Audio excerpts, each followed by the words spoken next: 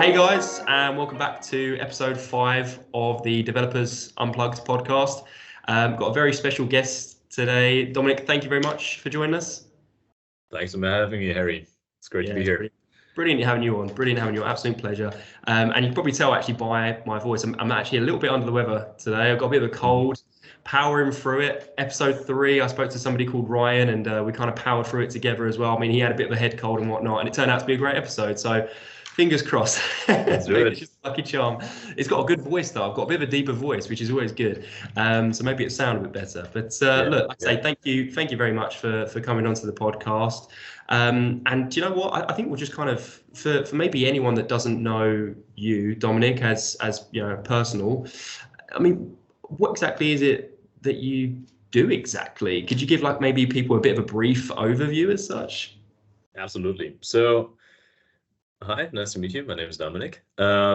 Fundamentally, what I enjoy doing most is building companies, and specifically companies that have helped people unlock their potential. You know, this could be via education, this could be via recruiting, this could be via doing more impact on entrepreneurship type things. But yes, so for the past 3 years, I've done this for a company called Stewie, building the leading operating system for schools in Europe.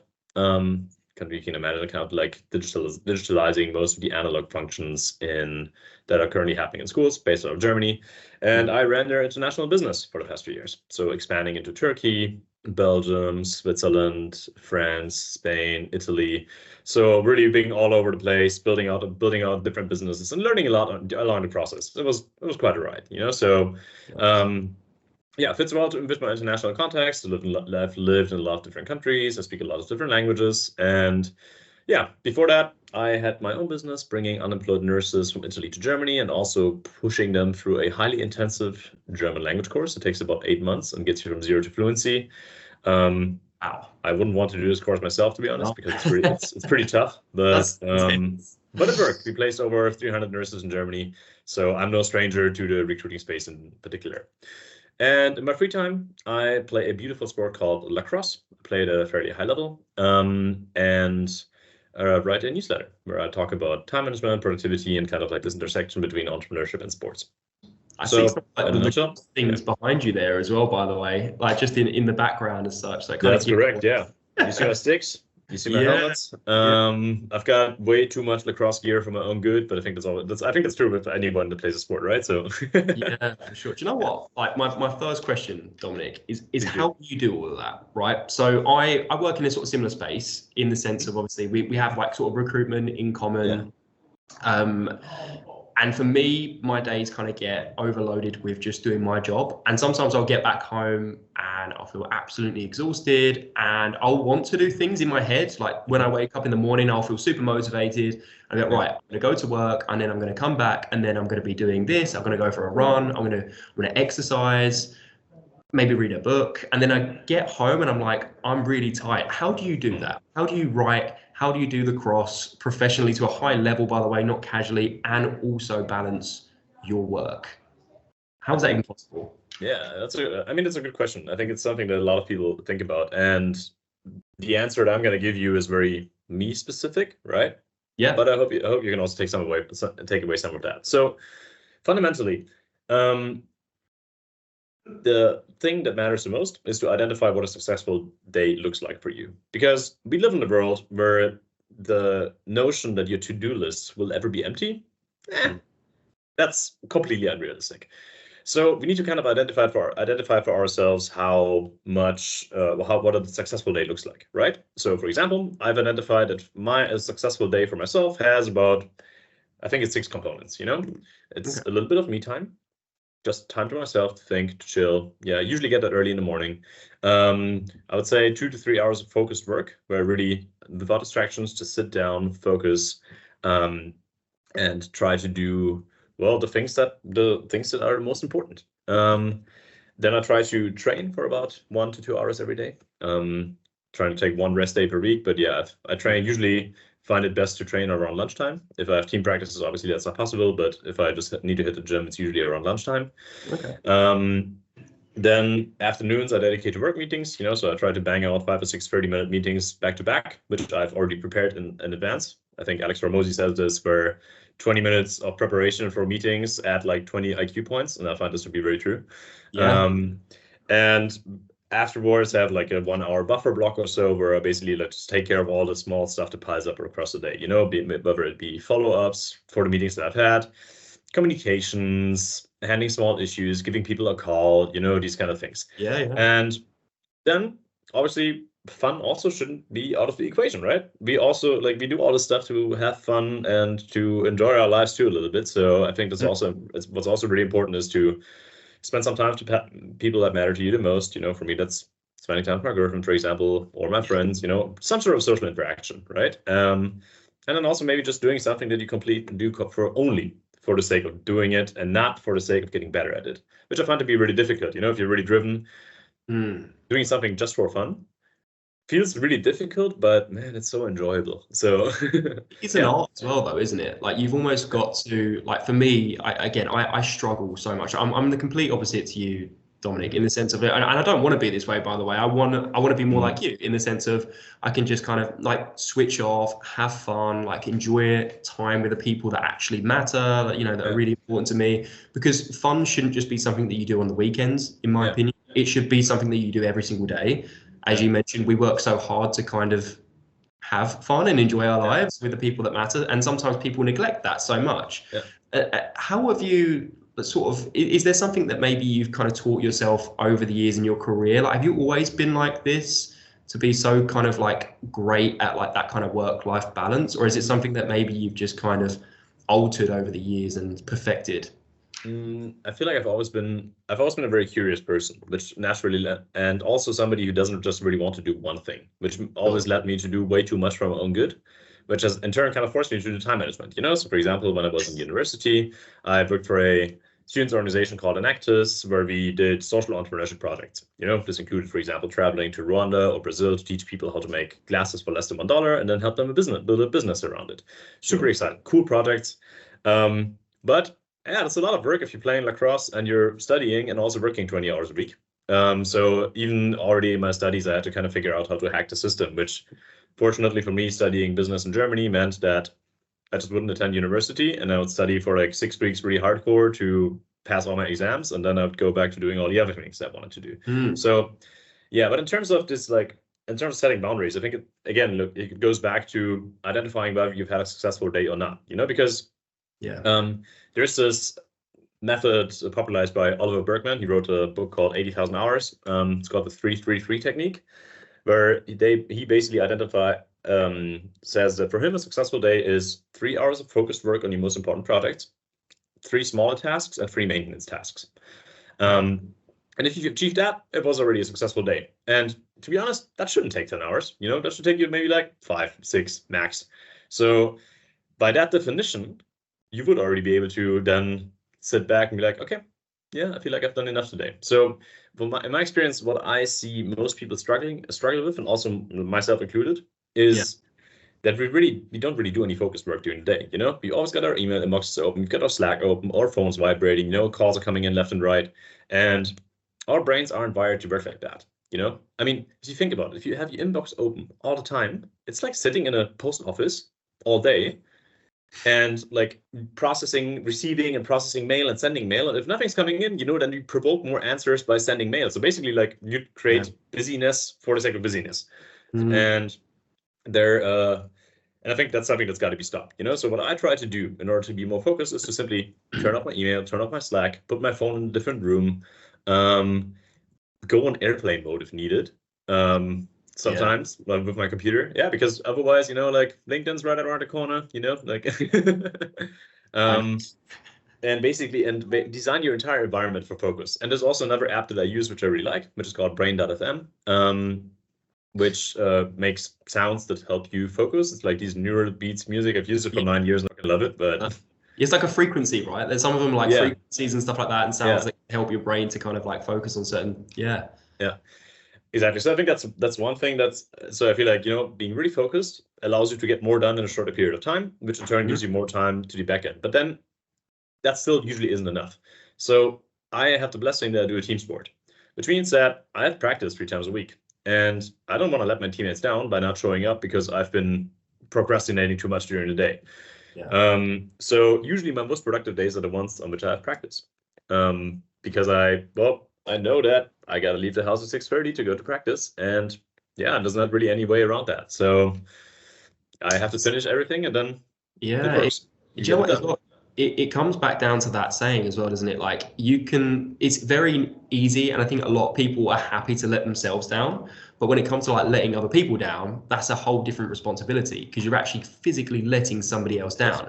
So the fact in your instance, you know in your head when you wake up that day at 6:30, you need to go to that lacrosse training session, right? You need to be with your team and you cannot let your team down. Whereas if it was, for example, for you to go to the gym on your own and work out and exercise, chances are, I mean, I know me, for example, I'd be like, oh, do you know what? I'm okay. Like, I'll just push it back to 8. And then I probably just wouldn't go anyway. Whereas I think having that is actually quite important as well. Obviously, you mentioned that some of your most productive days, right, at work are when you've actually got those training sessions, which is really cool. Yeah. And I think that's also the reason why, for example, parents have such a fantastic time management. Most people I know that have like a crazy disciplines are usually ones who have kids. Because they know they got to pick up their kids from daycare, they need to take them to the doctor, to piano lesson, whatever. And they're the only people who can do that, really, right? So there's an utter accountability there. I don't have children, so I can't speak from firsthand experience, but I think that especially moms with several children, man, they got some really good time and project management skills, I can tell you that. Goodness, it's like having several different jobs at once, right? All full-time, all permanent employment. For sure. And I guess kind of like correlates to what I was asking earlier, but with all of this, obviously all of these things that you do, because you're even a writer, right? You write in your spare time as well as obviously playing lacrosse at a very high level and working a very intense full-time job. How do you avoid burnout, which is something that, by the way, so common, right? So common in every industry, not just in sales, but in engineering, like in tech, it's super common. The world today is obviously incredibly demanding. How do you avoid burnout? Is there certain things that you do? Have you ever felt that, maybe there's times where you've been on the edge of being burnt out and you kind of bring it back a level as such before it gets that? I think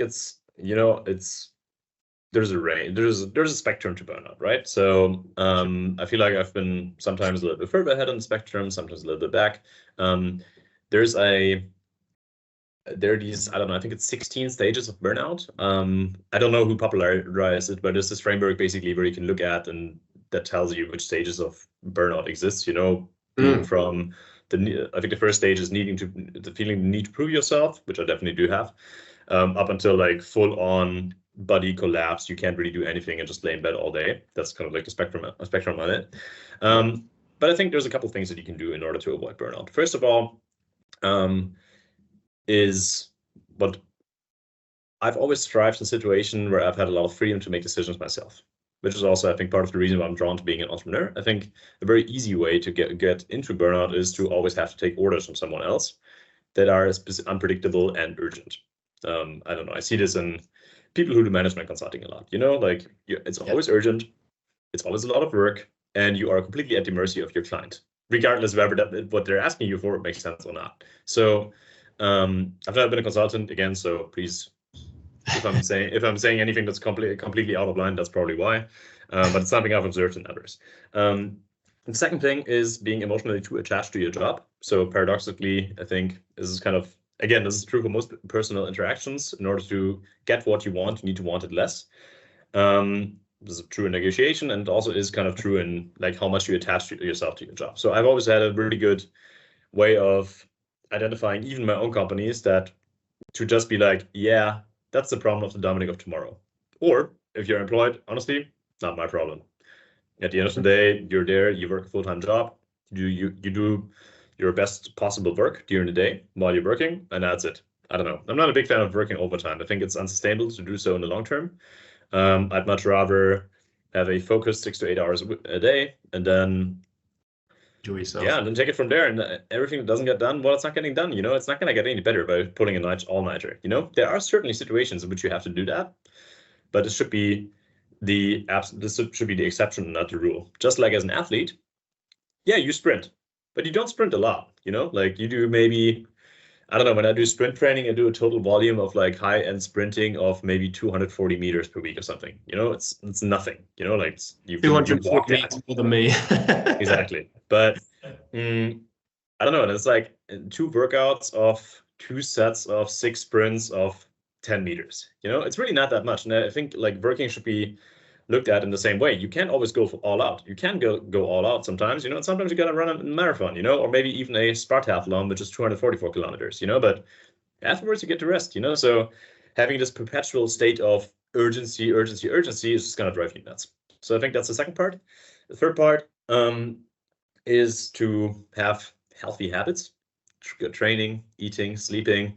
I feel like this is probably the millionth podcast that somebody says it on, but hey, it's true. Like if you only eat trash, you drink too much caffeine, too much alcohol, you sleep like shit, and you don't really work out, and you don't move, and you don't get any sunlight, yeah, that's bad for you. And then it's might lead to burnout as well. So I've always tried to make a point to focus on my nutrition, to try to eat well for 2 meals per day. I think the easiest framework for nutrition that I've found so far is aiming to eat somewhere between 0.7 and 1 gram protein per pound of body weight, and 800 grams of fruits and vegetables every day. If you just check these 2 boxes, you're already doing probably better than like 80% of the population. And then try to allocate 8 hours of sleep opportunity. Not sleep, because it's something that's outside of your control, but sleep opportunity, where you give your body the chance to sleep. And if you lie awake for 5 of those hours, well, that's okay. You did what you could control. But I feel like a lot of people beat themselves up because they slept so little, and then they can't fall asleep because they're afraid they're going to sleep too little. And by just adapting this mental model of sleep opportunity, at least for me, it becomes much easier to just fall asleep, because I'm like, well, the body can do its thing, like out of here. Yeah. Going back onto, because these are great points, by the way, like so effective. And like you mentioned, like definitely been mentioned before, right? Things that I think everyone is aware of, like we should have good nutrition, we should have boundaries, we should be sleeping more, to avoid all of these things and to ultimately avoid burnout, right? Yeah. But going back onto point 2, because again, only because I'm really guilty of this, by the way, and it's that whole kind of like switching off. You mentioned about almost like having that boundary with your work. If you're employed at a company, when it comes to your time to obviously switch off, you switch off. It's fine. You'll just get it done tomorrow. It's not a big problem. Is it easier said than done? Because for me, if I've got like a mobile phone right here, yeah. So a mobile phone here, I've got my emails on there. I've got my Teams, got my Slack, all of the applications, got LinkedIn on there as well. I sometimes, even though I in my head would tell other people, oh, you switch off, I sometimes don't do it myself. And I'm sometimes guilty of like 9 o'clock at night or like 10 o'clock in the evening, if I've got nothing to do and I'm just kind of sitting in bed, I will sometimes just find myself working.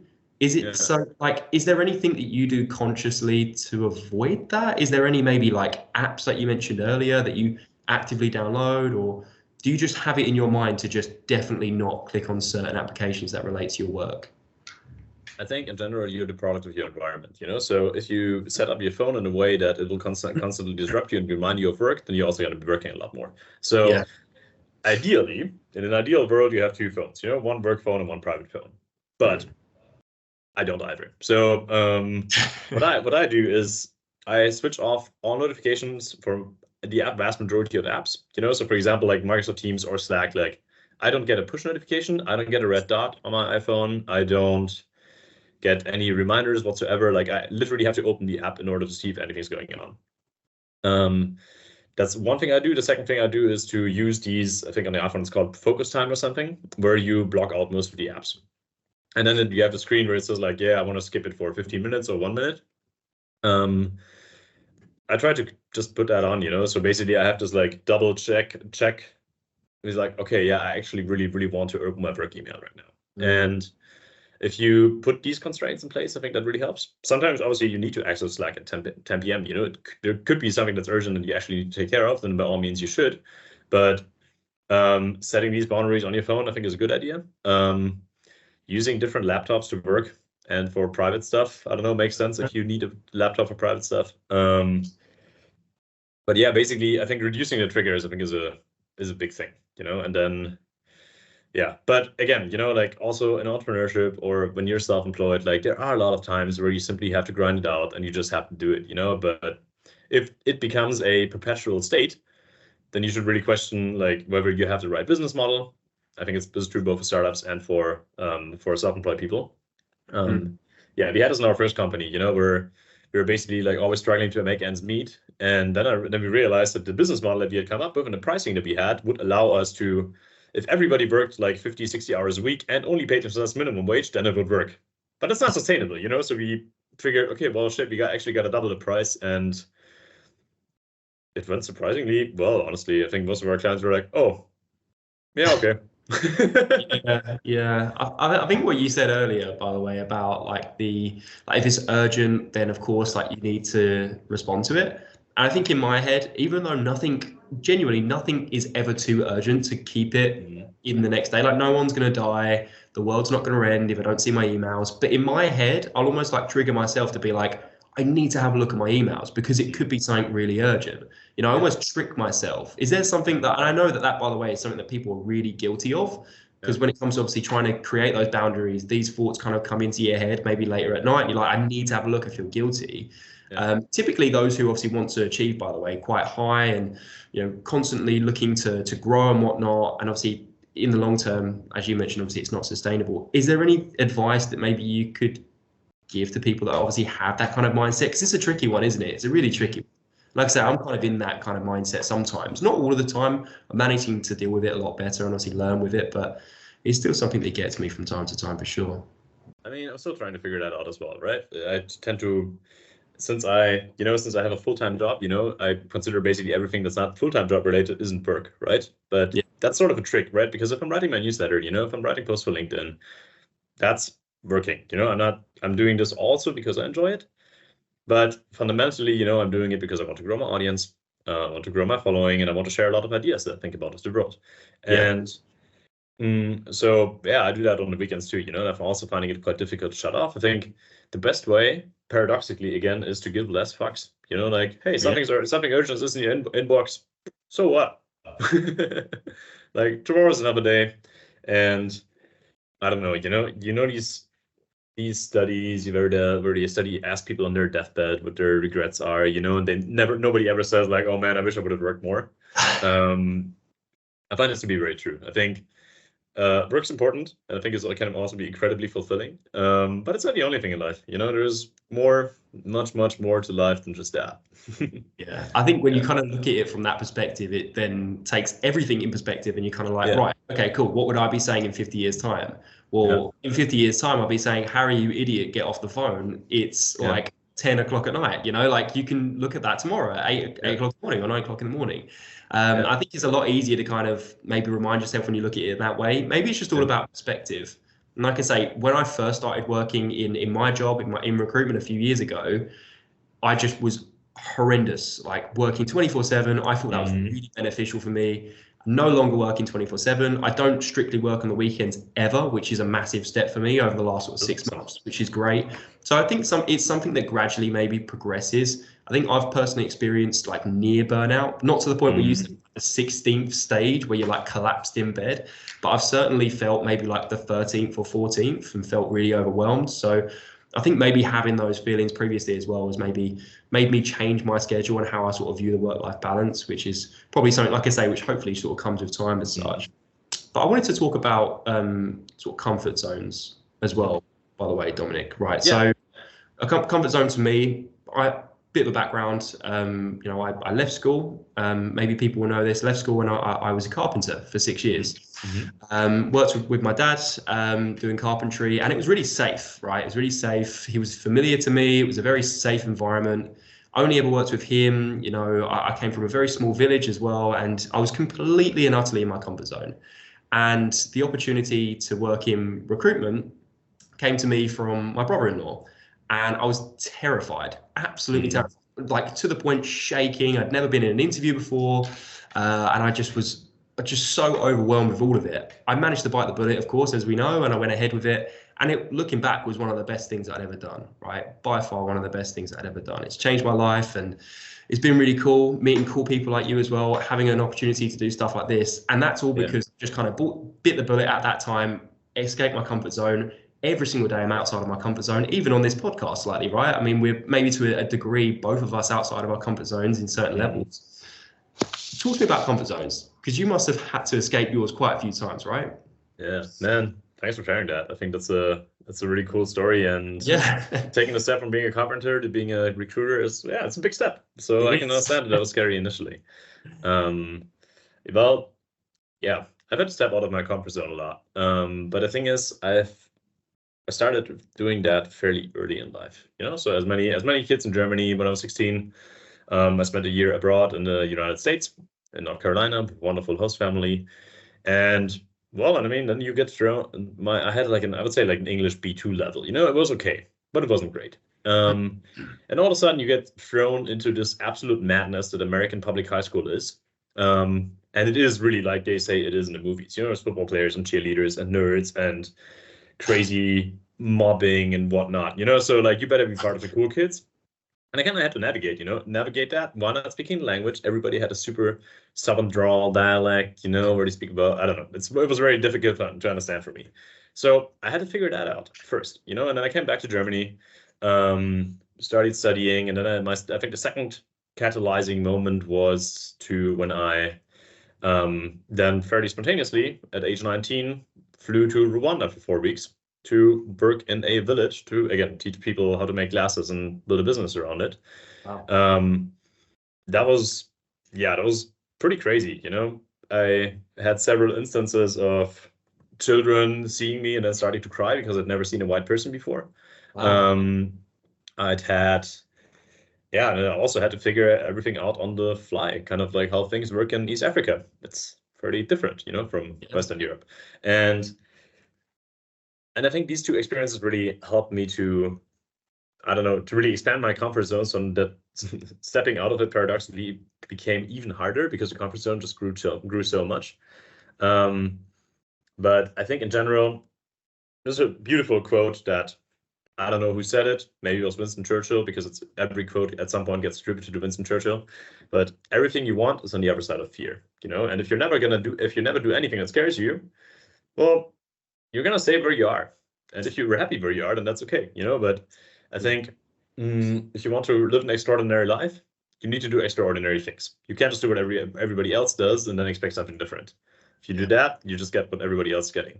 So, usually when I want to do something, and it kind of scares me, for me that's a sign to actually do it.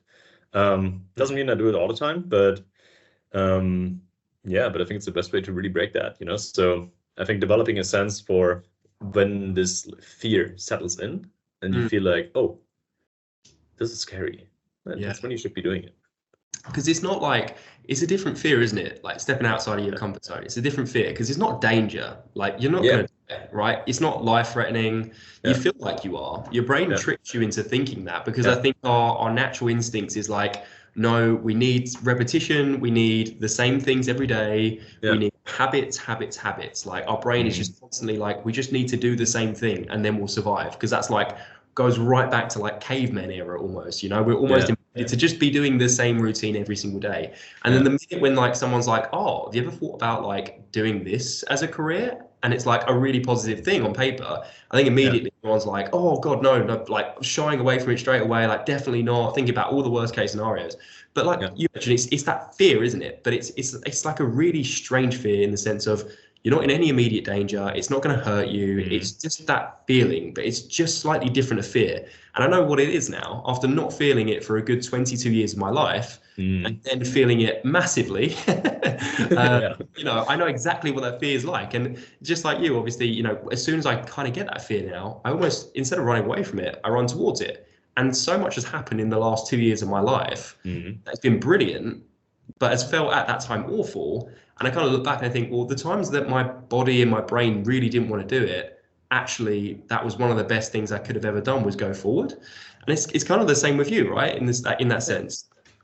For sure. I mean, to be fair, when I first, like these two situations that I just described, when I decided to actually do them, I think I didn't realize what I was getting myself into, because I figured like, yeah, cool, I'm gonna do a year abroad in the States, but I didn't really know what I was signing up for. So I don't know, I think that really helped. So maybe it's also good in the future to just like say yes to a couple things and then see what it entails later. Usually turns out pretty well. Yeah, but again, I think it's also the reason why we have this kind of fear is because we all try to be very conforming, we're humans, and evolutionary, we want to be part of the tribe because that's how we stay safe. And if you do something that's uncomfortable, we are risking being ousted from the tribe. Yeah. And that's really scary, because then you're on your own. But in today's world, you can actually dare to do that, and you can always, I don't know, develop out of one group of friends into another. I'm sure you hang out with a lot of different people these days than you did when you were a carpenter. And I'm not saying that's good or bad, but it's definitely different, and you just evolve, and that's okay. Yeah, definitely. Yeah. And do you know what as well? I just I'm conscious obviously of the time and whatnot, but I wanted to ask this question as well, by the way, Dominik, because you've just had so much amazing experiences so far, and I'm sure this is just the beginning. I'm sure you're gonna just go on to do some incredible things, probably write a book, maybe already write a book potentially. But I'd love to ask, I mean, kind of, what would you tell yourself sort of 10 years? This is a generic question, by the way, but I'd love to hear your answer. What kind of advice would you give yourself sort of 10 years ago?